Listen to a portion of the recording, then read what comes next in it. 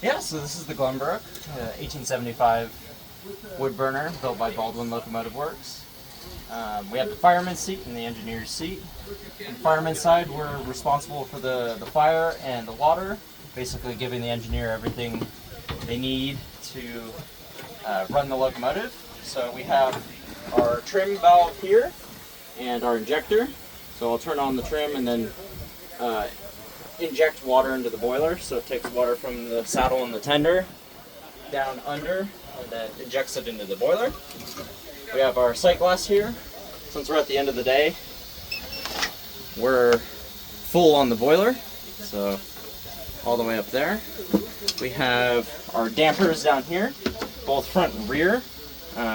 They let air into the fire from under the grates. And then we have our firebox here, where we throw the solid fuel. We're at the end of the day, so we're burning down right now.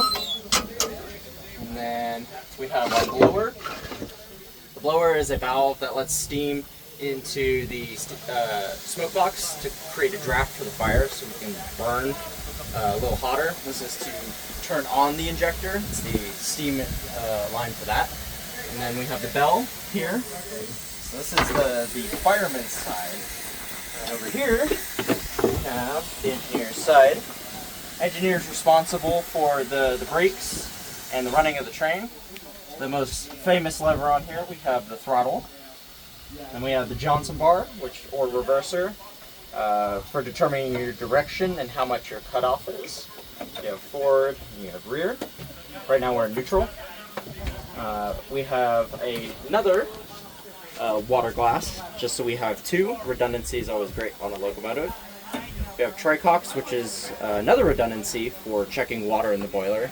They're just valves straight into the boiler. We have this valve, which is the cutoff for the crosshead pump for pumping water into the boiler using the mechanical motion. So this is off, and this is on. So as it moves, when it's on, it'll pump water into the boiler. And we have our air brakes here. These are the train brakes, the automatic. And we have the independent here for in this case, the tender, but usually it's for the locomotive's driver brakes. And then we have down here our cylinder cocks. So when we start, we want to make sure there's no water in the cylinders. So those open little valves on the bottom to get water out of the cylinders. And then always the whistle. I won't leave until it's away. So yeah, up here is our pressure valve.